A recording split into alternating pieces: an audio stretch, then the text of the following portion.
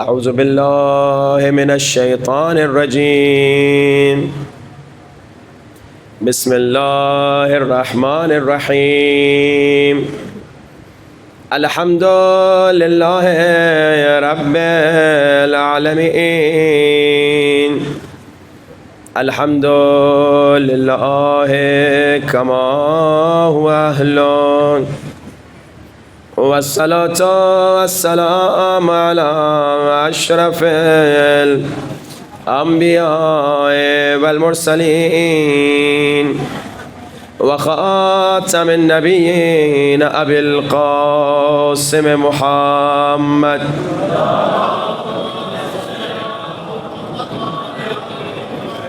وآل الطيبين الطاهرين المعصومين. دعائے سرکار امام زمانہ سب مل کے بلند آواز. الہی اعظم البلاء وبرح الخفاء وانكشف الغطاء وانقطع الرجاء وضاقت الأرض ومنعت السماء وأنت المستعان وإليك المشتكى وعليك المعول في الشدة والرخاء. اللهم صل على محمد أولي الأمر الذين فرست علينا طاعتهم وعرفتنا بذلك منزلتهم ففرج عنا بحقهم فرجا عاجلا قريبا كلمح البصر أو أقرب. بلند آواز. يا محمد يا علي يا علي يا محمد يا علي يا علي اكفياني فإنكما كافيان وانصراني فإنكما ناصران. يا مولانا يا صاحب الزمان الغوث الغوث الغوث أدركني أدركني الساعة الساعة الساعة الأجل الأجل يا أرحم الراحمين بحق محمد وآله الطاهرين. صلوات.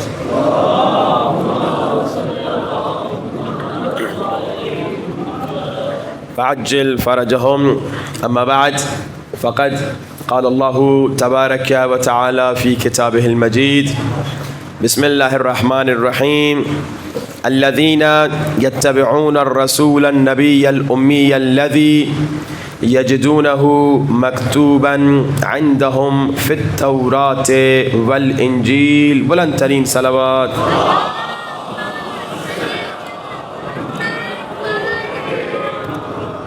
اذان واجب الاحترام عظمت مولا مصطفیٰ پر خالق کائنات ارشاد فرما رہا ہے کہ لوگوں اے مصطفیٰ کا کلمہ پڑھنے والوں میں خدا گارنٹی دے رہا ہوں، ضمانت دے رہا ہوں کہ تمہارے نبی کا ذکر تورات میں بھی ہوگا، انجیل میں بھی ہوگا.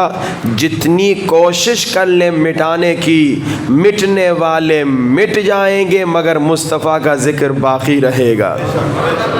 ہم نے کچھ آیات پڑھی جون 16 سے کہ حضرت عیسیٰ کہتے ہیں تمہارے لیے خیر ہے کہ میں چلا جاؤں تاکہ مشکل کشا آ جائے، اور مشکل کشا ورلڈ کے لیے ہوگا۔ ہم نے کہا قرآن میں بھی وہی آیت ہے وما ارسلناک الا رحمتا للعالمین۔ دوسری صفت بتائی ہی will not speak on his own authority, وہ اپنی مرضی سے کچھ نہیں کہتا۔ ہم نے کہا قرآن میں بھی یہی آیت ہے وما ینطق عن الہوی ان هو الا وحی یوحی۔ کل گفتگو پہنچی تورات پر، ڈیوٹرونومی 18 آیت 18 کہ حضرت موسیٰ پہ اللہ نے وحی نازل کی، کہا کہ میں ایک نبی بھیجوں گا جو تیرے بعد آئے گا اور تیرے مثل ہوگا۔ کل ہم نے ثابت کیا کہ اللہ کے رسول کا ذکر ہے، یہ حضرت عیسیٰ کا ذکر نہیں ہے، کیونکہ حضرت عیسیٰ حضرت موسیٰ کے مثل نہیں ہے، ہمارے رسول حضرت موسیٰ کے مثل ہیں۔ اور اس آیت ڈیوٹرونومی 18 میں بھی حضرت موسیٰ پر اللہ نے جب وحی نازل کی، اللہ نے کیا کہا؟ ایک صفت بتائی۔ اس نبی کی صفت یہ ہے ہی ول say what I will command to him، وہ وہی کہے گا جو وہی کہے گی، یعنی وہی آیت تورات میں، وہی آیت انجیل میں، وہی آیت قرآن میں کہ وما ينطق عن الهوى ان هو الا وحی یوحی۔ آج گفتگو کو اس انداز سے آگے بڑھانا چاہتا ہوں کہ یہ آیت آخر آئی کیوں، اللہ کو رسول کی ضمانت دینی کیوں پڑی، اللہ کو یہ کیوں کہنا پڑا کہ لوگوں میرا نبی اپنی طرف سے کچھ نہیں کہتا، یہ وہی کہتا ہے جو وہی کہتی ہے۔ تاریخ میں ملتا ہے اللہ کے حکم سے رسول خدا نے مسجد میں کھلنے والے سارے دروازے بند کروا دیے۔ پہلے زمانے میں مسجد میں دروازے کھلتے تھے لوگوں کے گھروں کے، اللہ کے رسول نے اللہ کے حکم سے مسجد میں کھلنے والے دروازے بند کروا دیے۔ اچھا، سب نے اپنے گھروں کے دروازے یہ سوچ کر بند کر لیے اگر ہمارے گھروں کے دروازے بند ہو رہے ہیں تو علی کے گھر کا بھی دروازہ بند ہوگا، تو انہوں نے اپنے گھروں کے دروازے بند کر لیے۔ لیکن رسول نے کہا سد الابواب، سارے دروازے بند کرو الا بابا علی، علی کے گھر کا دروازہ کھلا رکھو۔ علی اب جب رسول خدا نے کہا علی کے گھر کا دروازہ کھلا رکھو، تو اب جو بغض اندر تھا، جو اندر دشمنی مولا علی سے تھی، وہ منہ پر آ گئی، ظاہر آ گئی۔ اس زمانے کے لوگ آپ جانتے ہی ان کا حال کیا تھا، کبھی رسول پہ شک کرتے تھے، کبھی رسول پہ ہذیان کی تہمت لگاتے تھے، اور یہاں پر رسول پہ تہمت لگا دی کہ بھائی یہ تو رشتہ داری کی بنیاد پہ رسول خدا نے علی کے گھر کا دروازہ کھلا رکھا۔ اچھا، یہ بھی سوچنے کی منزل ہے بھائی وجہ کیا تھی، اس زمانے کے لوگوں کو غصہ کیوں آ گیا اگر علی کے گھر کا دروازہ کھلا رکھا یا علی کی ایک فضیلت بیان ہوئی؟ مسئلہ یہ تھا ایک دو فضیلتوں کی بات نہیں تھی، وہ جب رسول کو دیکھتے تھے رسول علی علی کر رہے ہیں، رسول اٹھتے بیٹھتے علی کے فضائل سنا رہے ہیں، کبھی علی کی فضیلت میں کہتے ہیں انا مدینۃ العلم و علی بابھا، کبھی علی کے شان میں کہتے ہیں انا دار الحکمت و علی بابھا، کبھی علی کا مقام اور قرآن کا مقام سنانے کے لیے کہتے ہیں علی قرآن کے ساتھ، علی قرآن کے ساتھ، قرآن علی کے ساتھ، کبھی کہتے ہیں حق علی کے ساتھ، علی حق کے ساتھ، آخر میں اعلان کر دیا جس جس کا میں مولا اس کا علی مولا۔ اب جب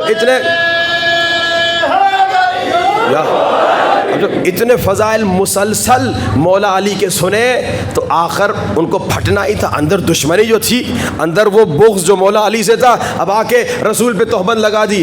رسول نے رشتہ داری کی بنیاد پہ علی کے گھر کا دروازہ کھلا رکھا۔ اب رسول خدا منبر پہ آئے اور آ کے صفائی پیش کر رہے تھے، اے میرے صحابیو، اے مسلمانوں، میں نے اگر علی کے گھر کا دروازہ کھلا رکھا ہے اپنی مرضی سے نہیں رکھا، یہاں جبریل نازل ہوئے والنجم اذا ہوا ما ضل صاحبکم وما غوا وما ينطق عن الهوى ان هو الا وحی یوحی۔ مسلمانوں، علی نے اپنی مرضی سے، علی نے نبی نے اپنی مرضی سے علی کے گھر کا دروازہ نہیں کھلا رکھا، یہ اللہ کا حکم تھا کہ سب کے دروازے بند کر دو مگر علی کے گھر کا دروازہ کھلا رکھو۔ نبی نے اب یہ ضمانت آئی کہ دیکھو نبی نے اگر علی کی فضیلت سنائی تو یہاں اس کی وجہ یہ نہیں تھی کہ رشتہ داری کی بنیاد پہ علی کے گھر کا دروازہ کھلا رکھا، اللہ کا حکم تھا کہ علی کے گھر کا. اب یہاں پر دیکھیے مولا علی کے متعلق بہت زیادہ فضائل آپ سنتے رہتے ہیں، لیکن اب سوال یہ ہے کیا مولا علی کی تمنا تھی کہ ان کی شان میں اتنی فضیلتیں آ جائیں، یا فضیلتوں کی تمنا تھی علی سے منسوب ہو جائے؟ اس پہ ذرا غور کیجئے. اب اس زمانے میں رسول خدا کے زمانے میں اکثر یہ سمجھا جاتا تھا ولایت کا جو مقام ہے صرف اللہ کا ہے، صرف اللہ ولی ہے. لیکن اللہ نے کیا کہا؟ اللہ نے کہا انما ولیکم اللہ، ایک میں اللہ ولی، ورسولہ میرا رسول بھی ولی، اور حالت رکوع میں زکوٰۃ دینے والے علی بھی ولی. اور یہ آیت 5واں سورہ ہے، 55ویں آیت ہے. ہم پہ جب اعتراض کرتے ہیں نا شیعو تم نے کلمہ بڑھا دیا، شیعو تم نے اپنی اذان لمبی کر دی، ہم کہتے خدا کی قسم نہ ہم نے کلمہ اپنی طرف سے بنایا نہ ہم نے اپنی اذان بڑھائی. بھائی دلیل کیا ہے؟ ہم قرآن سے دیتے ہیں، 5واں سورہ ہے، 55ویں آیت ہے. اللہ نے کہا مسلمانوں انما ولیکم اللہ، تو ہم نے کہا لا الہ الا اللہ. اللہ نے کہا ورسولہ، ہم نے کہا محمد رسول اللہ. بھائی خدا کی قسم اگر آیت رک جاتی ہم ضد نہ کرتے، اگر آیت رک جاتی ہم بھی رک جاتے، مگر آیت رکی نہیں. آیت نے کہا اللہ کی ولایت کے اعلان کے بعد، نبی کی ولایت کے اعلان کے بعد حالت رکوع میں زکوٰۃ دینے والے علی کی ولایت کا بھی اعلان کرو. تو ہم نے کہا علی ولی اللہ.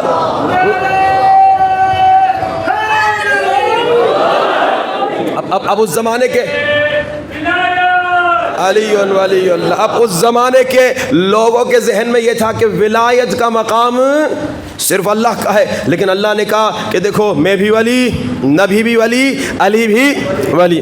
لیکن اب ہمارا سوال یہ ہے کہ کیا علی کی تمنا ہے کہ علی کو ولایت کا مقام مل جائے، یا ولایت کی تمنا ہے علی سے منسوب ہو جائے؟ توجہات کا طالب ہوں. اب دیکھیے، اب اگر علی مولا خود انگوٹھی لے کر فقیر کو تلاش کرنے نکلے تو ہم کہیں گے علی کی تمنا علی کو ولایت مل جائے. مگر علی نماز میں ہوں گے، علی رکوع میں ہوں گے، فقیر خود لینے آئے گا، یعنی ولایت کی تمنا. اور آگے بڑھیے بھائی، اس زمانے کے جتنے مسلمان تھے سب کی خواہش تھی ہماری شان میں قرآن کی کوئی آیت نازل ہو جائے. اچھا شان میں بھی نہ آئے، بس ہمارے بارے میں قرآن میں آیت آ جائے، چاہے ہمارے خلاف ہی کیوں نہ ہو. کہتے بدنام ہوئے تو کیا نام نہ ہوا. بھائی ہمارے بارے میں قرآن کی آیت آ جائے. اب سورہ در پورا مولا علی کی شان میں، مولا علی کے آل کی شان میں، اہل بیت کی شان میں. اب ہمارا سوال یہ ہے کہ بھائی کیا مولا علی کی تمنا تھی ان کی شان میں سورہ دہر نازل ہو جائے، یا سورہ دہر کی تمنا تھی علی سے منسوب ہو جائے؟ اب ہم دلیل میں یہ کہتے ہیں اگر مولا علی ایک دن مسکین کو جا کے کھانا دے، ایک دن خود جا کے اسیر کو کھانا دے، خود جا کے مسکین کو کھانا دے، خود جا کے یتیم کو کھانا دے، یعنی علی کی تمنا کہ علی کی شان میں سورہ نازل ہو جائے. لیکن اگر مسکین در پہ آئے، یتیم در پہ آئے، اسیر در پہ آئے، یعنی قرآن کی تمنا علی کا قصیدہ پڑھتا نظر آئے. اچھا اب دو واقعات آپ کی خدمت میں پیش کیے، ایک ولایت کا انگوٹھی والا واقعہ اور سورہ دہر کا فقیر مسکین یتیم کا آنا. یہاں تک جو ہم دلیل دے رہے ہیں، کیا دلیل ہے کہ بھائی جو افضل ہے، افضل یعنی جس کا مقام زیادہ ہے، اس کے پاس مفضول جا رہا ہے. مفضول یعنی جس کا مقام کم ہے. ہاں جی بھائی، یہ فقیر مولا کے در پہ آیا، افضل کے پاس آیا، مولا افضل ہے. اسی طرح یتیم مسکین اسیر مولا کے پاس آئے. لیکن یہ والی ہماری دلیل ایک جگہ رک جاتی ہے. کہاں پر؟ کعبے میں علی کی ولادت. بھائی ابھی تک فقیر علی کے در پہ گیا، علی افضل جانے والا مفضول. ابھی تک مسکین یتیم اسیر علی کے در پہ گیا، علی افضل جانے والا مفضول، مقام میں کم تر. لیکن اب علی کی ماں فاطمہ بنت اسد کعبے کی طرف جا رہی ہیں. اب کیسے پتا چلے؟ علی کی تمنا ہے کہ کعبے میں پیدا ہو جائیں، یا کعبے کی تمنا ہے علی مجھ میں پیدا ہو جائیں؟ تو اب دلیل تھوڑی سی بدلتی ہے. اب آواز آتی ہے اگر علی کی ماں فاطمہ بنت اسد معمولی دروازے سے جائے، یعنی علی کی تمنا کعبے میں ولادت ہو جائے، لیکن اگر دیوار ٹوٹ کر بلائے، یعنی کعبے کی تمنا.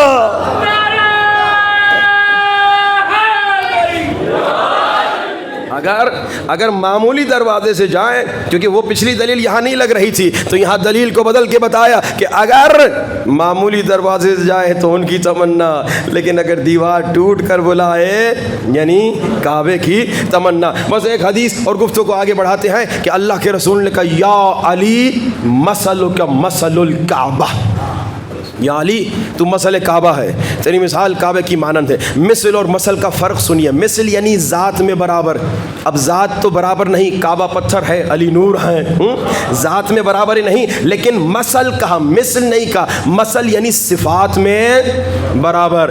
یعنی کیا؟ یعنی کعبہ کسی کے پاس نہیں جاتا، علی بھی کسی کے پاس نہیں جاتے۔ لوگ کہتے ہیں نا کہ علی مولا کیوں نہیں گئے، خلافت کا معاملہ تھا، سقیفہ علی بھی چلے جاتے۔ ہاں بھائی، کعبہ کسی کے پاس نہیں جاتا، علی بھی خلافت لینے سقیفہ نہیں جاتے، علی کہیں نہیں جاتے۔ اب کعبے کے پاس یا علی مثل کا مثل الکعبہ، یا علی تو کعبے کے مثل ہے، کعبے کے پاس جو آتا ہے حاجی صاحب بنتا ہے، علی کے در پہ جو آتا ہے وہ مومن بن جاتا ہے۔ یا علی مثل کا مثل الکعبہ، یا علی تیری مثال کعبے کی مانند توجہات کا طالب ہوں۔ بھائی جو کعبے سے رخ پھیرتا ہے اس کی نماز نہیں ہوتی، جو علی سے دل پھیرتا ہے اس کی بھی نماز نہیں ہوتی۔ یا علی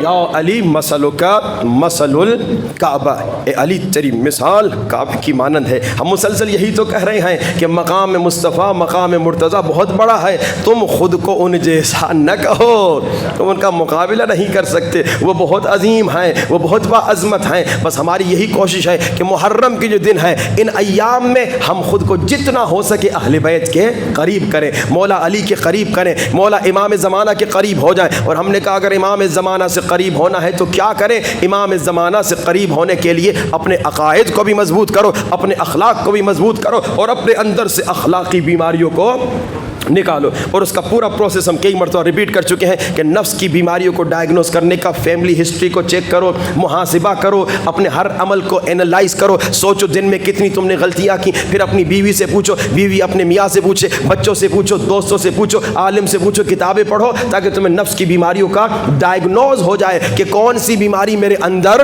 ہے۔ اب اگر میرے اندر غیبت کی بیماری ہے، اب اس کو میں نے چھوڑنا ہے۔ آپ نے سنا کتنا بڑا گناہ ہے، کتنا نقصان ہے کہ ہم محنت بھی کریں، عبادت بھی کریں، اور وہ سارا ثواب کسی اور کے اکاؤنٹ میں۔ البتہ جیسے مسلسل لوگ سوال پوچھ رہے ہیں کہ بھائی اگر شادی کا جیسے میں نے کہا معاملہ ہے، کوئی آپ سے پوچھ رہا ہے، اسی طرح بزنس کا معاملہ ہے، اب کیوں وہاں پہ بتانا ہے؟ کیونکہ غیبت کیوں منع ہے؟ کیونکہ غیبت سے آپ کسی کو نقصان دے رہے ہیں۔ اور یہاں کیوں اجازت ہے؟ کیونکہ یہاں کسی کو نقصان سے بچا رہے ہیں۔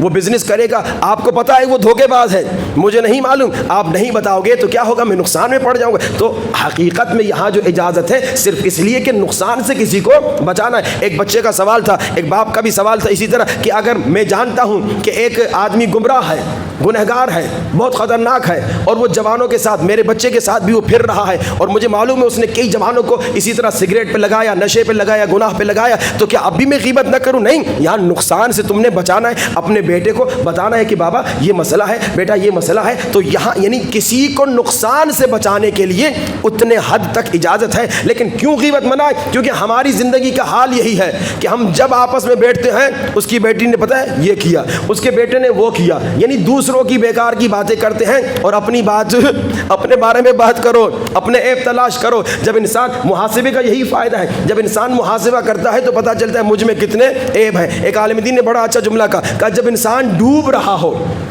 آپ اگر خدا نہ خاصہ ڈوب رہے ہو، ڈوبتا ہوا انسان جب خود ڈوب رہا ہے، مرنے والا ہے، اس کو دوسرے کے ناک پہ کیا کچرا لگا ہوا ہے وہ نظر، بھائی اس کے ناک، اس کے سامنے کچرے والا ایک آدمی آپ کے سامنے، اس کے ناک پہ خوب کچرا لگا ہوا ہے، آپ ڈوب رہے، اس وقت آپ کو وہ بات نظر نہیں آئے گی، کیونکہ آپ خود کو بچانے کے چکر میں بچ جاؤں۔ جب محاسبہ کرو گے، اپنے منہ پہ اتنا کچرا دیکھو گے، کہو گے میں بچ جاؤں، دوسروں کے بارے میں نہیں سوچو گے۔ اور دیکھو غیبت جو کرتا ہے نا وہ مکھی ہے، جو غیبت کرتا ہے کیا ہے؟ مکھی۔ آپ دیکھیے مکھی کہاں بیٹھتی ہے؟ کچرے پہ بیٹھتی ہے۔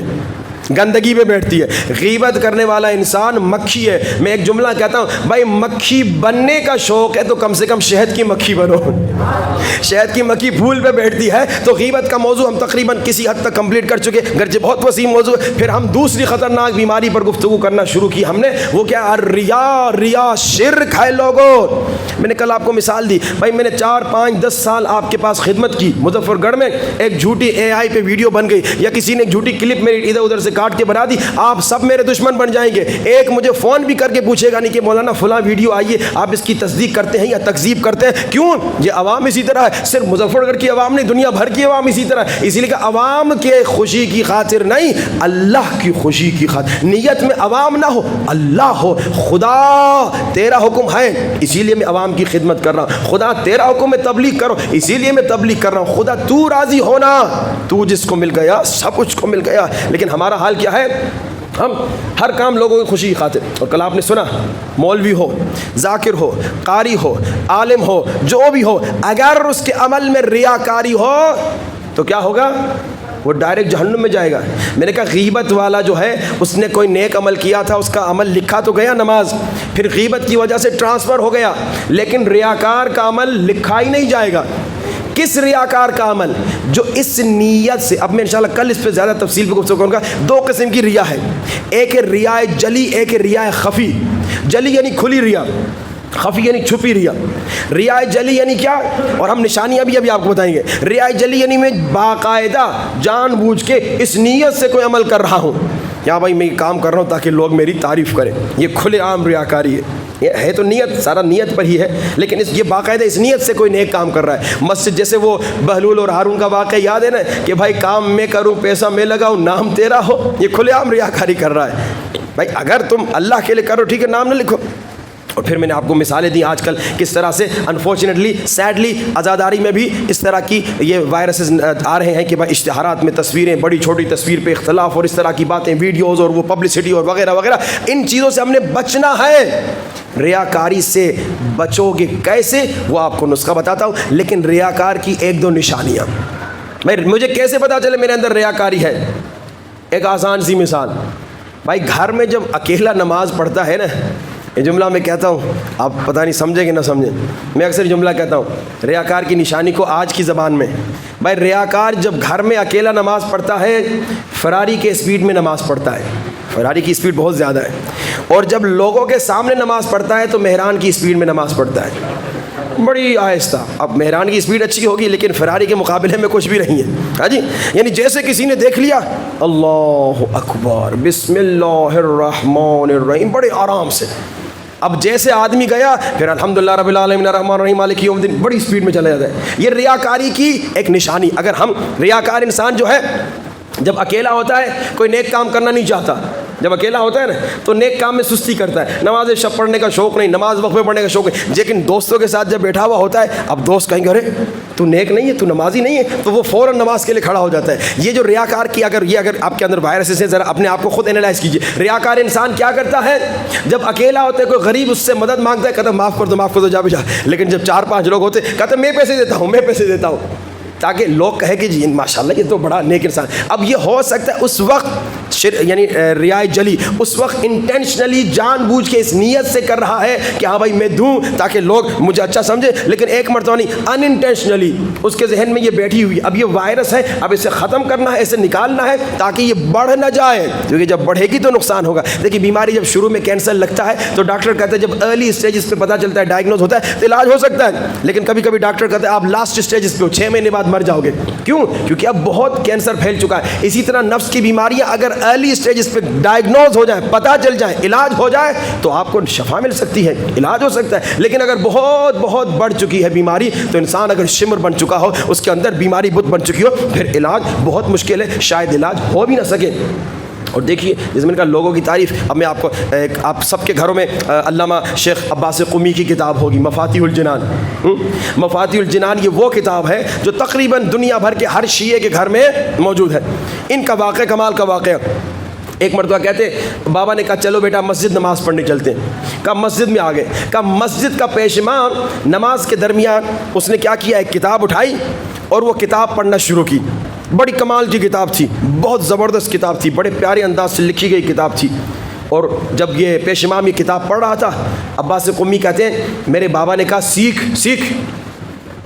اس سے کہ اس مولوی صاحب نے کتنے پیارے انداز سے یہ کتاب پڑھی ہے.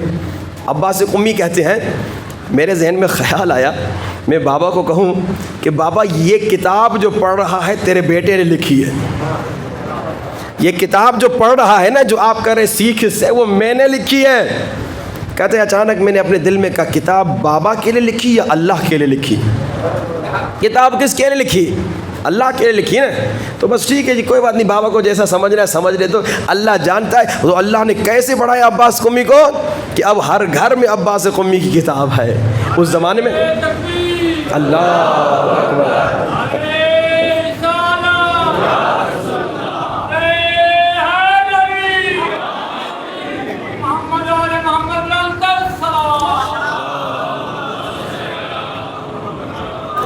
محمد وعجل. اب یہ ریاکاری کی وجہ سے ہم فیشن کے پیچھے جاتے ہیں. ریاکاری ہے نا، جو نیا بالوں کا فیشن آیا جا کے کہتے ہیں مجھے فلاں اسٹائل کا بال بنانا ہے. کیوں؟ یہ ریاکاری ہے، شوف ہے. ریاکاری کی وجہ سے جوان ٹیٹو لگاتے ہیں، ریاکاری کی وجہ سے خواتین بے حجاب آتی ہیں. یہ ریاکاری کی خاطر ایک آدمی آیا تھا، بندہ خدا، میں آ رہا تھا کینیڈا سے، تو اس نے کہا کہ میرے لیے لیٹسٹ جو آئی فون ہے وہ لے کے آؤ. میں نے کہا 3-4 لاکھ کا ہے، تمہیں اس کی ضرورت بھی نہیں ہے، کائی کے لیے چاہیے؟ اس نے کہا لوگوں کے سامنے جب میں آئی فون استعمال کروں گا نا، لوگ کہیں گے کیا کہنا، یہ تو تعریف کریں گے، واہ واہ کریں گے. یہ واہ واہ آج کریں گے، کل گالیاں دیں گے. نیا اگر لوگوں کے اندر سے ریاکاری کی بیماری ختم ہو جائے تو آئی فون اور سیمسنگ موبائل کمپنیاں فلوپ ہو جائیں. یہ کمپنیاں کامیاب ہی آپ کی ریاکاری کی وجہ سے ہو رہی ہیں. گاڑی کا نیا ماڈل، ہاں بھائی لیٹسٹ ماڈل لینا ہے. کیوں بھائی؟ نیا، پچھلے گاڑی میں کوئی خرابی ہے؟ نہیں بھائی، نیا ماڈل آگے. لوگ دیکھیں گے اس نے 2025 کا ماڈل لیا ہے. ہاں جی، برانڈڈ کپڑے پہننے، وہی کپڑا 1000 روپے. یہ ریاکاری ہے. وہی اچھا کپڑا، صاف ستھرا کپڑا، مضبوط کپڑا 1000 روپے 2000 میں ملتا ہے، لیکن نہیں، ہم نے فلاں برانڈ سے لینا ہے. 12000 کا کپڑا لیں گے. کیوں بھائی؟ لوگ دیکھیں گے، لوگ کہیں گے فلاں برانڈ کا کپڑا، فلاں برانڈ کا جوتا، فلاں برانڈ کی اینک، فلاں برانڈ کا موبائل. یہ پھر کیا ہے؟ ریاکاری ہے. اچھا، جن لوگوں کے لیے ریاکاری کر رہے ہو، لوگوں کو دکھانے کے لیے، اچھا ایک مرتبہ میری ضرورت ہے، ایک مرتبہ میری ضرورت ہے، وہ موبائل مہنگا مجھے خریدنا ہے، وہ گاڑی میری ضرورت ہے، ایک مرتبہ حقیقتاً میری ضرورت ہے، میں لے رہا ہوں، لیکن ایک مرتبہ لوگوں کے دکھاوے کے لیے، شوشہ کے لیے. اکثر جو خریدتے ہیں شوشہ کے لیے. ایک جوان، ایک مومنہ بیچاری نے شکایت کی اپنے بیٹے کی، کہا کہ مولانا میرے بیٹے نے میرا سر کھا لیا. کیوں؟ کہا کہ بیٹے نے کہا اماں مجھے فلاں موبائل لے کے دو گی یا نہیں لے کے دو گی تو میں بائک آؤٹ کر دوں گا، یہ کر دوں گا. اور نہ جانے بیچاری ماں کو اتنا پریشرائز کیا. میں نے کہا اس موبائل میں کیا رکھا ہے؟ کہا مولانا بس اس میں شوشہ رکھا ہوا ہے. بھائی لیٹسٹ موبائل، فلاں موبائل. اب جن لوگوں کے لیے ریاکاری کر رہے ہو، جن لوگوں کے لیے شوشہ کر رہے ہو، ایک تو کل بتا چکا ہوں، ایک غلطی کرو گی یہ سب تمہیں ذلیل کریں گے. گیسو والا واقعہ یاد ہے یا بھول گئے؟ ہاں بھائی، ایک غلطی کرو گے ہمیشہ یاد رکھیں گے. دوسرا، یہ لوگ جن کے لیے شوشہ کر رہے ہو، جن کے لیے برانڈڈ کپڑے پہن رہے ہو، جن کے لیے لیٹسٹ موبائل لے رہے ہو، جن کے لیے لیٹسٹ گاڑیاں لے رہے ہو، یہ لوگ جب تم مرو گے اور قبر میں عذاب میں مبتلا ہو جاؤ گے، ان میں سے کوئی تمہیں مدد کے لیے، ہاں جی کیا فائدہ؟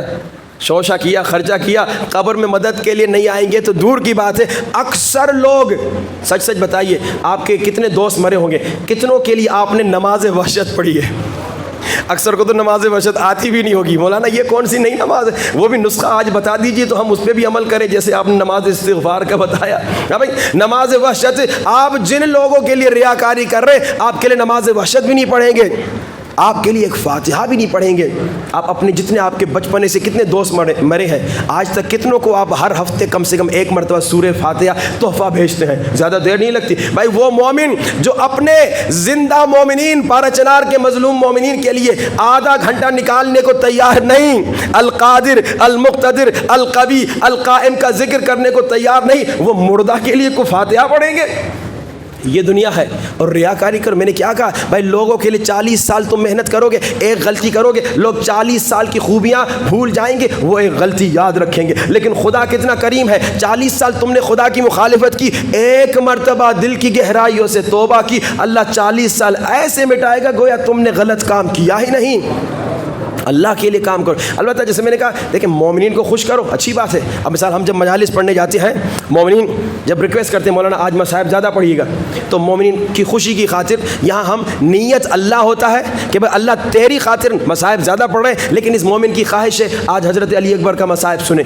مولا کی مومن کی خواہش ہے, اس کی خواہش کو ہم اگر صحیح بات اس کی ہے ہم پورا کرنا چاہتے ہیں, اس میں کوئی حرج نہیں, لیکن میری نیت یہ نہ ہو کہ میں اس مومن کی تعریف کے چکر میں, نیت مومن نہ ہو نیت خدا ہو. اگر نیت مومن ہو, ایک شخص آیا 8ویں سرکار کا زمانہ ہے اور امام کے پاس آتا ہے, صلوات پڑھی باز بلند, مولا کے پاس آیا, کہتا ہے مولا میں اپنے گاؤں سے تبلیغ کر کے آیا ہوں, میرے گاؤں والے آپ سے ملنا چاہ رہے ہیں. مولا نے کہا تم ساتھ والے کمرے میں چلے جاؤ. اس کے گاؤں والے ملنے آئے تھے, جہاں اس نے جا کے تبلیغ کی تھی, محنت کی تھی, خدمت کی تھی, بہت محنت کی تھی. یہ کمرے میں چلا گیا, اس کے گاؤں والے اس کے خلاف باتیں کر رہے تھے. ایک تعریف نہیں کی کہ امام اس نے فلاں اچھا کام کیا, امام اس نے فلاں اچھا کام کیا, امام اس نے اتنے گمراہوں کو ہدایت دی, امام اس نے اتنے جوانوں کو نماز سکھائی. کسی نے ایک تعریف نہیں کی, سب برائی کر رہے تھے. اچھا ہوتا بھی یہی ہے. ابھی جو ہم 10 دن مجالس پڑھ رہے ہیں, اس میں اگر 2-4 اچھی چیزیں کسی کو ملی ہوں وہ کسی کو یاد نہیں ہوگی. اگر ایک میری غلطی کوئی اس میں ان 10 دنوں میں ہو گئی ہے وہ سب کو یاد ہوگی, مولانا صاحب نے فلاں کام کیا تھا.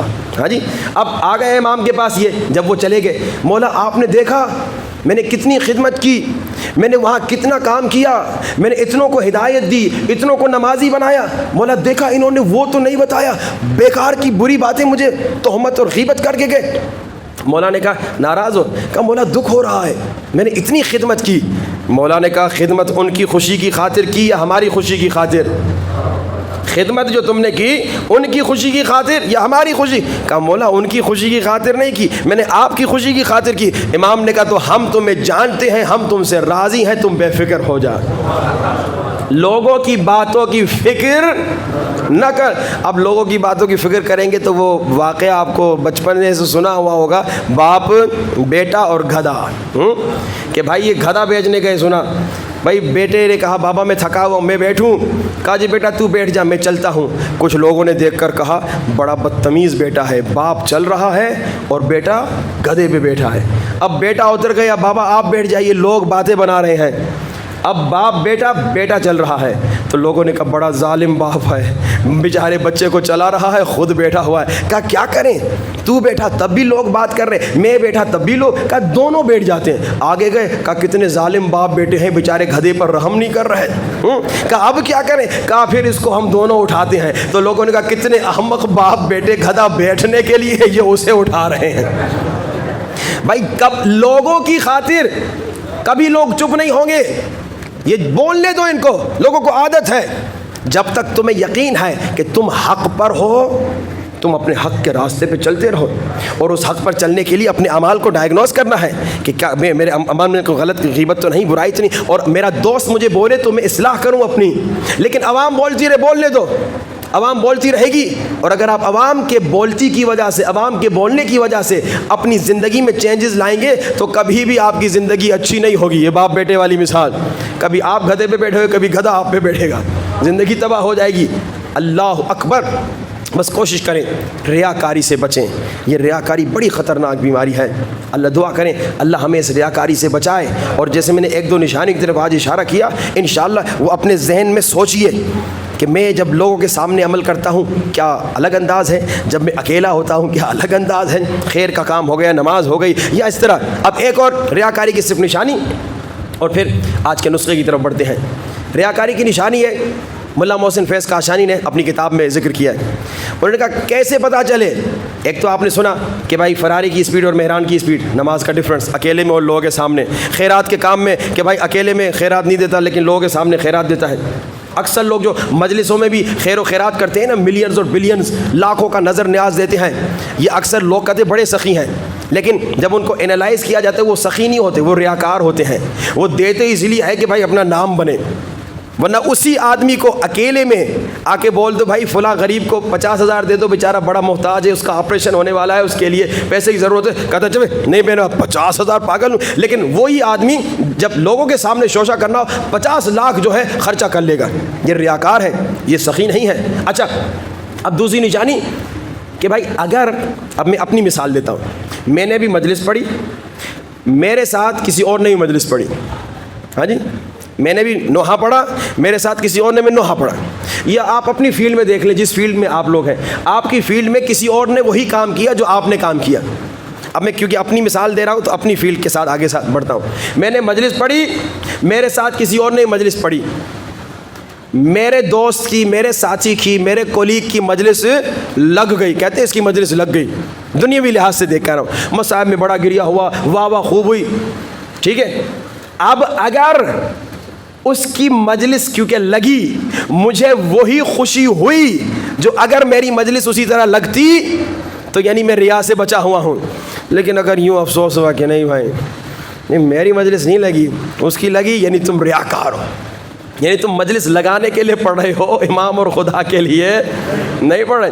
اب میں نے مجلس کی مثال دی, نوحہ خانے پہ لگا لو, اپنی فیلڈ پہ لگا لو, کہ اگر کسی تمہارے دوست نے کوئی کام کیا, اسی فیلڈ میں تم دونوں وہی کام کر رہے ہو, اور اس کا کام لگ گیا, اچھا ہو گیا, اس نے بزنس شروع کیا, بڑا کامیاب ہو گیا, اب تمہیں یہ فیل ہو رہا ہے نہیں بھائی یہ کام تو اچھا نہیں ہوا. البتہ اس کا یہ مطلب نہیں کہ محنت نہ کروں, وہ ایک الگ موضوع ہے کہ بھائی ہم دونوں دوست ہیں, اس نے محنت کی اور وہ کامیاب ہو گیا. اس کا مطلب نہیں کہ میں سست پڑ جاؤں, نہیں, میں نے محنت کرنی ہے اللہ کی خوشی کی خاطر, لیکن اس دوست کی کامیابی پہ اگر مجھے اتنی خوشی ہو رہی ہے جتنی مجھے اپنی کامیابی پہ خوشی ہوتی, یعنی میں ریا سے بچا ہوا ہوں. لیکن اگر مجھے اس دوست کی کامیابی پہ اتنی خوشی نہیں ہوئی جتنی اپنی کامیابی پہ خوشی ہوتی, یعنی میرے اندر ریاکاری کا وائرس ہے, میں نے اس کو ختم کرنا ہے. تقریباً 13 نشانیاں ہیں ریاکاری کی. اگر وقت رہا آج میں نے 2 یا 3 آپ کی خدمت بتائیں, 10 اور انشاءاللہ کوشش کروں گا کہ کل آپ کی خدمت بتاؤں, اور پرسوں ایک اور نفس کی بیماری پہ گفتگو کروں. ہمارے پاس صرف 2 دن باقی ہیں,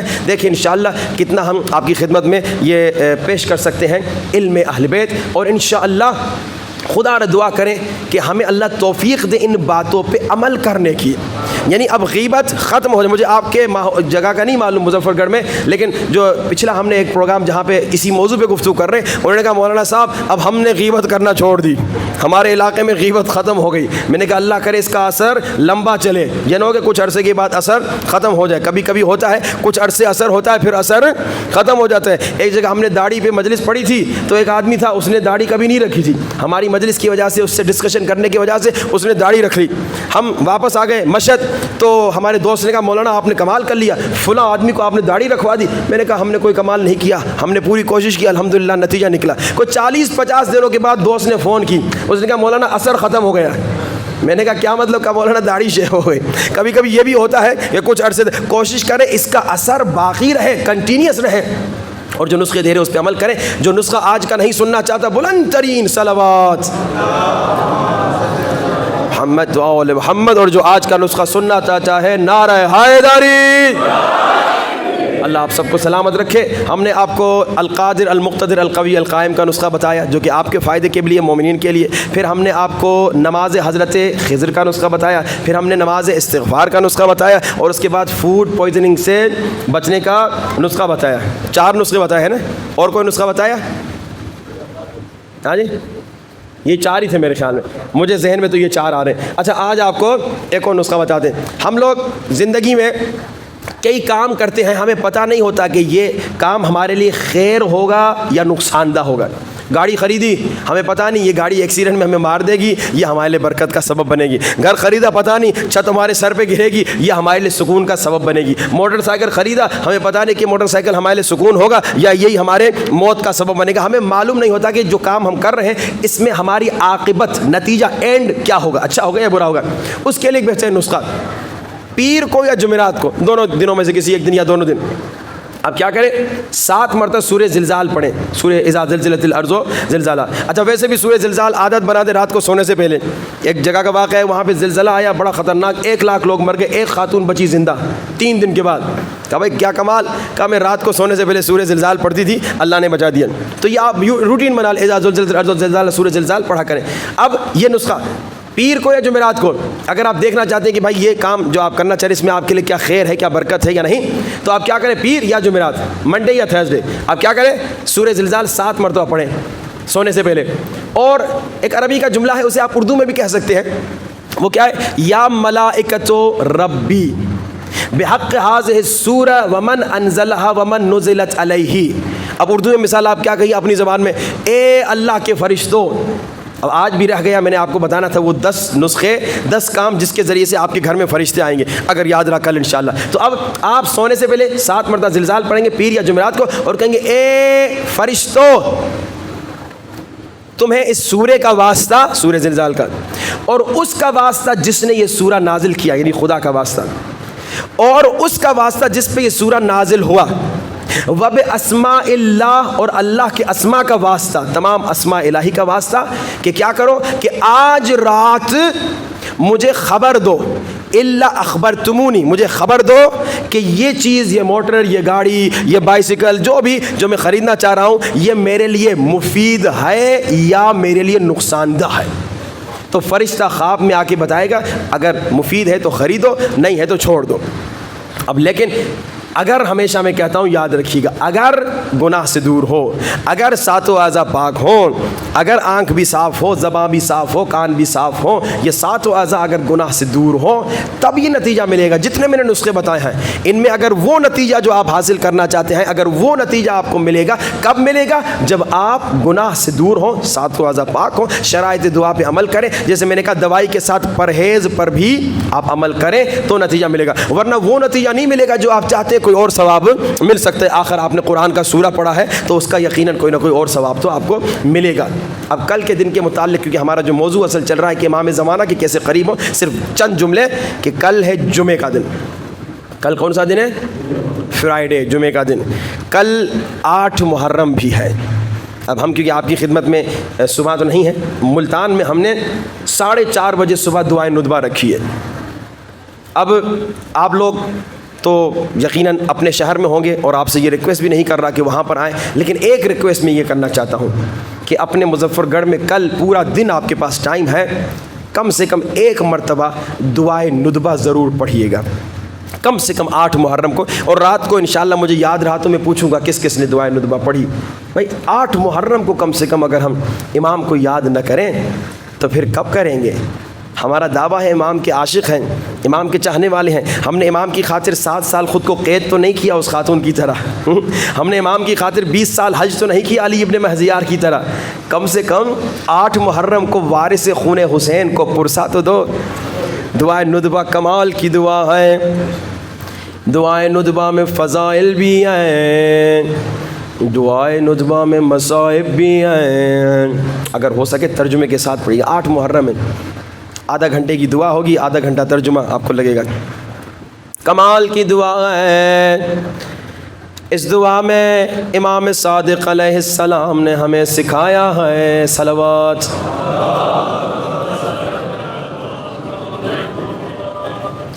لوگوں، امام زمانہ سے کس انداز سے بات کی جاتی ہے؟ اس میں امام زمانہ سے عشق کی باتیں ہیں. امام زمانہ میں پوری دنیا کو دیکھ رہا ہوں، مگر میں آپ کی زیارت سے محروم ہوں. امام زمانہ کب وہ دن آئے گا جب میں آپ کو دیکھوں گا مولا. مولا کب وہ دن آئے گا جب آپ آ کے ظالموں سے انتقام لیں گے. این الطالب بدم المقتول بکربلا، اور پھر این بقیت اللہ، کہاں ہو یوسف زہرا، کہاں ہو میرے آقا و مولا. آج 7 محرم اور شب جمعہ ہے.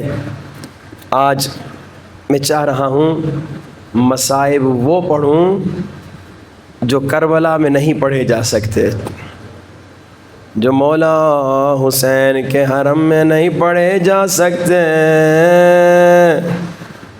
ایک ذاکر شب جمعہ کربلا میں حضرت علی اکبر کے مصائب پڑھتا ہے. ہائے خواب میں مولا حسین کی اسے زیارت ہوتی ہے. مولا حسین فرماتے ہیں ذاکر شب جمعہ میرے حرم میں آج کے بعد علی اکبر کے مصائب نہ پڑھنا. مولا کیوں؟ کیا غلط پڑھے؟ کیا میں نے کوئی غلط روایت پڑھی؟ نہیں، تم نے غلط نہیں پڑھا، مگر شب جمعہ ہائے میرے حرم میں میری اماں زہرا آتی ہے، اور جب سے تم نے پڑھا ہے اکبر گھوڑے سے زمین پہ گرے، میری ماں تڑپ تڑپ کے رو رو کے بے ہوش ہو گئی ہے. عزادارو، جیسے میں نے کل بھی کہا تھا یہ رونا ایک نعمت ہے. کوشش کرو آنسو بہیں.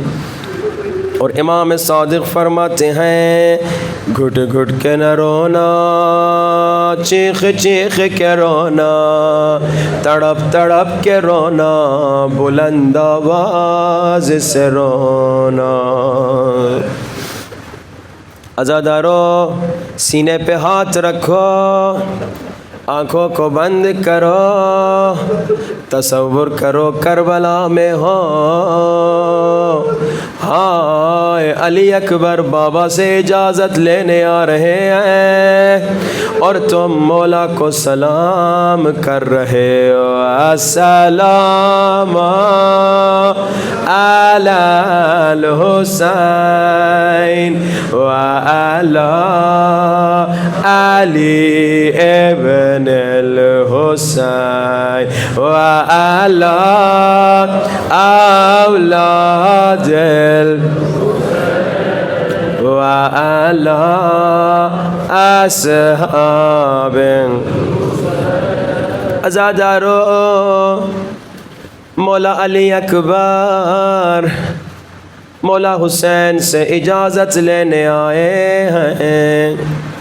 امام کبھی واجب چیز سے منع نہیں کرتے، بیٹا اجازت ہے، لیکن اپنی پھپھی، اپنی اماں اور اپنے بھائی سجاد سے اجازت لے لے.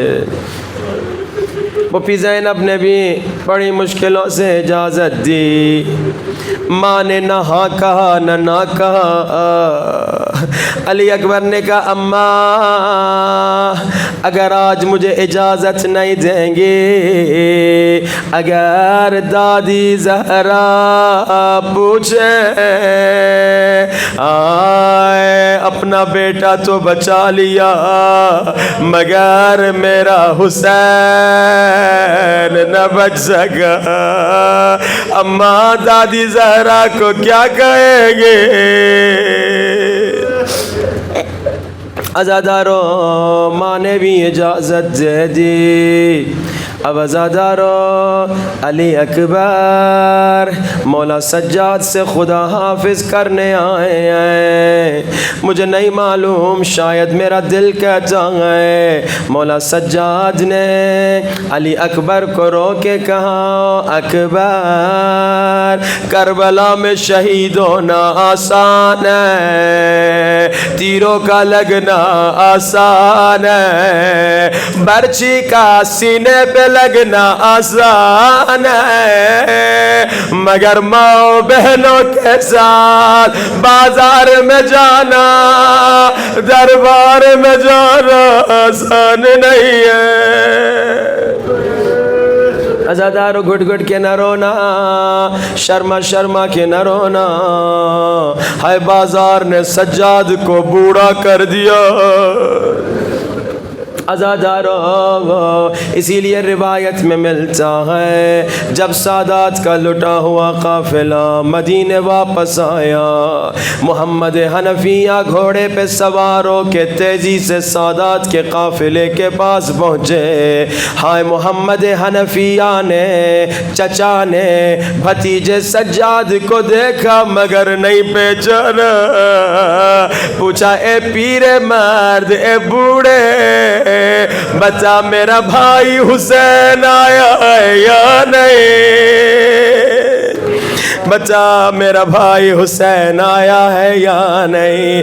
عزاداروں، مولا سجاد نے کہا نہیں مولا، حسین مارے گئے، آقا حسین مارے گئے۔ پھر محمد حنفیہ نے پوچھا اگر حسین مارے گئے تو عباس کہاں ہے؟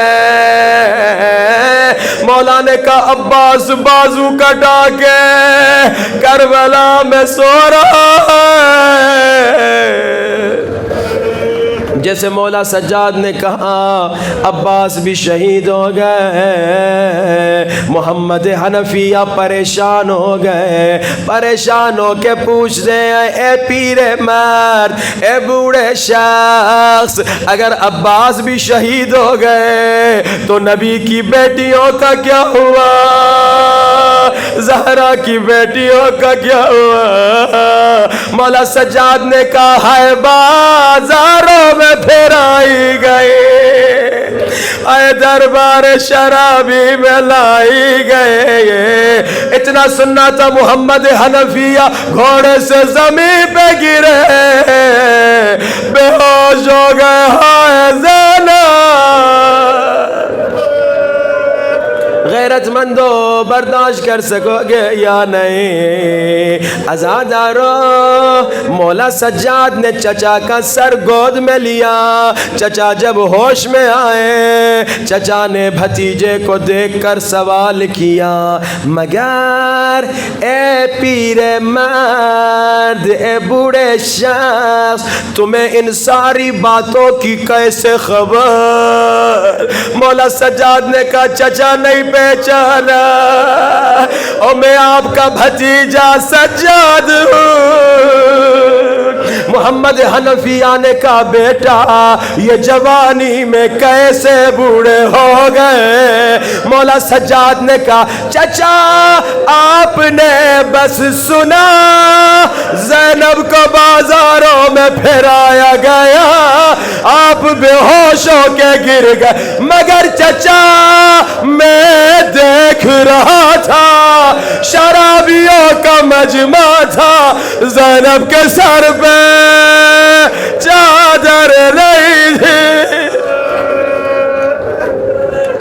آئے روتی ہوئی آنکھوں سے امام زمانہ کو بلاؤ، مولا امام زمانہ، یا صاحب الزمان، مولا مولا مولا جان، بلند، یا صاحب الزمان،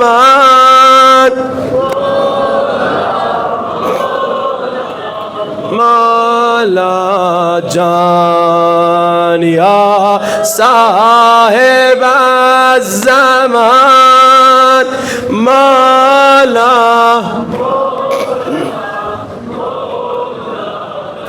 عزادارو، اکبر کے مصائب میں گھٹ گھٹ کے نہ رونا، چیخ چیخ کے رونا، رونا نہ آئے رونے کی شکل بنا دینا۔ عزادارو، علی اکبر خیمے سے نکلنا چاہتے ہیں، راوی کہتا ہے میں نے عجیب منظر دیکھا، ہائے خیمے کا پردہ اٹھتا ہے پھر گرتا ہے۔ اکبر جانا چاہتے ہیں، کوئی بیوی رو کے کہتی ہے آخری بار زیارت کرا دے۔ अज़ादारो अकबर का चेहरा इतना नूरानी था। शाम में एक खातून, शाम वाली खातून अकबर का कटा सर देख रही थी। अकबर की माँ ने पूछा क्यों देख रही हो? सुन सकोगे? उस शाम वाली खातून ने कहा मैं ये देख रही हूँ इसकी माँ ने हाय कैसे बर्दाश्त किया होगा। हाय अल्लाह करे इसकी माँ मर चुकी हो। हाय अकबर की माँ ने कहा मैं इसकी माँ हूँ, मैं जिंदा हूँ। मेरे सामने मेरा अकबर मारा गया। अब मौला ने कहा बीवियों मुसाफिर का रास्ता न रोको। अकबर जा रहे हैं। अब मौला हुसैन ने अपनी ख्वाहिश का इजहार किया। अकबर बेटा बचपने से जब से तूने अमामा दस्तार पहना, कभी अम्मा ने अमामा पहनाया, कभी पुप्पी ने अमामा पहनाया, ओ मेरी ख्वाहिश थी कभी मैं भी तेरे सर पे दस्तार पहना। अकबर बैठ गए, बाबा मेरे सर पे दस्तार पहनाओ। हुसैन दस्तार पहनाते हैं और रो रो के कहते हैं इन्ना लिल्लाहि व इन्ना इलैहि राजिऊन। खुदा हाफिज़ अली अकबर। ओए कोई घुट घुट के न रोए, शर्मा शर्मा के न रोना। अकबर घोड़े पे बैठे, अकबर का घोड़ा तेज जाने लगा। अकबर को एहसास हुआ मेरे पीछे कोई दौड़ता आ रहा है। अकबर ने मुड़ के देखा, क्या देखा? बाबा हुसैन बाबा मेरे पीछे लाइए। अकबर अगर तेरे पास जवान बेटा होता तो मुझे समझ लेता। अज़ादारो अकबर जालिमों को फिन्नार कर रहा है, मगर 3 दिन का प्यासा है, अकेला है, हजारों का लश्कर है। एक जालिम ने अकबर के सर पे गुर्ज़ मारा। अज़ादारो अकबर के सर से खून बहा। अकबर ने अपना सर घोड़े के सर पे रखा, अपनी दोनों बाहें घोड़े की गर्दन में डाल दी, यानी मुझे वापस खैमों में ले जा। मगर खून घोड़े की आंखों में आ गया, घोड़े को कुछ नजर नहीं आया, घोड़ा खैमों में नहीं वापस आया, घोड़ा लश्कर दुश्मन में चला गया। अब जालिमों ने मिलके हमला किया, किसी ने नेज़ा मारा, किसी ने तलवार से मारा। एक जालिम ने अकबर के सीने पे बरछी मारी, अकबर घोड़े से ज़मीन पे गिरे। अकबर घोड़े से जमीन पे गिरे, आवाज दी बाबा मैं गिर गया। अज़ादारो हुसैन ने कहा उदऊनी या बुनैया, अकबर मुझे आवाज दे, अकबर मुझे कुछ नजर नहीं आ रहा, अकबर मुझे आवाज दे, तेरी आवाज के सहारे मैं तेरे लाशे पे पहुंचूं। अज़ादारो ये वही हुसैन है और जिसने हुर को कहा बूढ़ा बाप जवान के बेटे जवान के लाशे को नहीं उठा सकता, मगर आज हुसैन अकेला है। हुसैन ने पूछा अकबर कोई ख्वाहिश कोई तमन्ना? अकबर ने कहा बाबा मुझे खैमों में ले जाइए, औलाद वालों, बूढ़ा बाप जवान बेटा।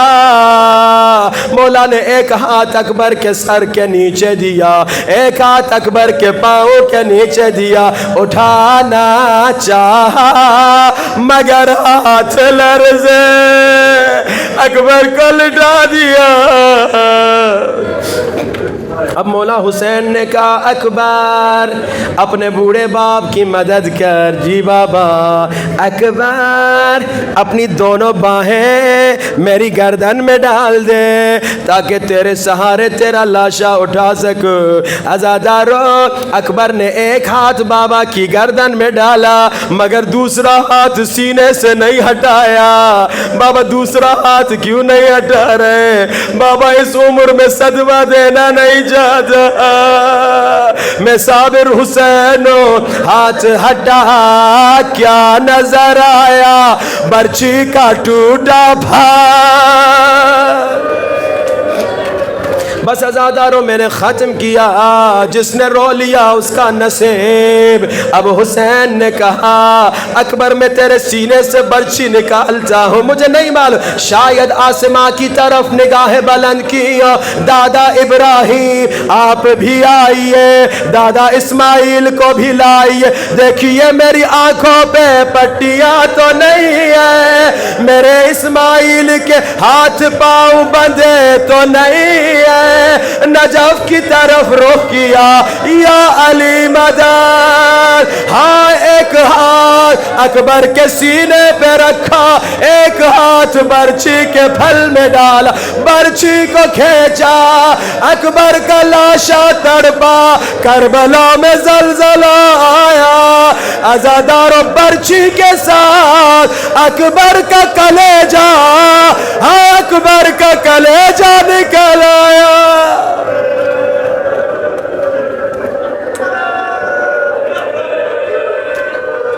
برچی کے ساتھ اکبر کا کلیجہ نکل آیا.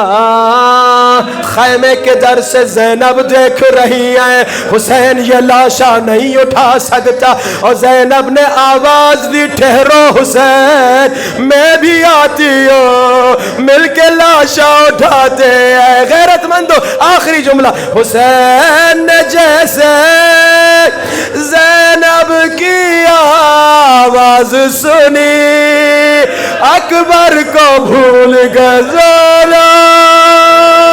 میری زندگی میں خیموں سے نہ نکلنا, میری زندگی میں خیموں سے نہ نکلنا. روتی ہوئی آنکھوں سے ہاتھوں کو بلند کرو, ہاتھوں کو سروں سے بلند. دعا کی قبولیت کا وقت ہے. میں نے بتایا تھا نا اگر ہاتھوں میں بازوؤں میں درد ہو جائے, کبھی بی بی سکینہ کو رونا, کبھی بی بی زینب کو رونا. خدایا امام زمانہ کا جل ظہور فرما. اللہم اجل ولیک الفرج. بلند. اللہم اجل ولی, اللہم اجل ولی. خدایا خدایا ہماری زندگی میں کبھی ایسا دن نہ آئے اور جب مصائب حسین پڑے جائے اور ہماری آنکھوں میں آنسو. خدایا مرتے دم تک غم حسین میں رونے کی اجازت نصیب فرما. خدایا امام زمانہ کا جل ظہور فرما.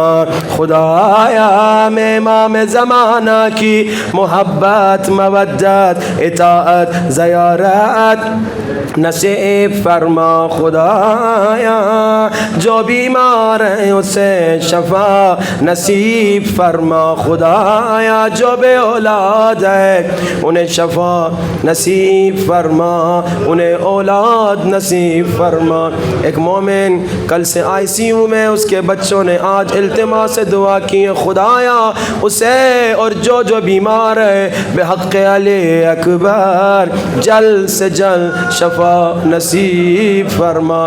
یہ مومن التماس سے دعا کر رہا ہے، خدایا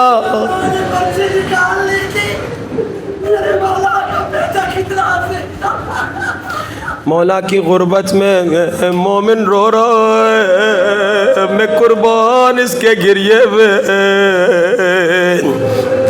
عزادار و دنیا میں جب کوئی مومن تڑپ تڑپ کے روتا ہے، کیا ہوتا ہے؟ سارے لوگ اسے گلے سے لگاتے ہیں، پرسا دیتے ہیں، لیکن عزادار مولا سجاد جب اپنے بابا پہ روتے تھے، ظالم کبھی تعزیہ نہ مارتے تھے، آئے ظالم کبھی آئے تماجا، خدایا خدایا خدایا، مومنین کے گریے کا واسطہ ہم سب کو کربلا بولو نصیب فرما۔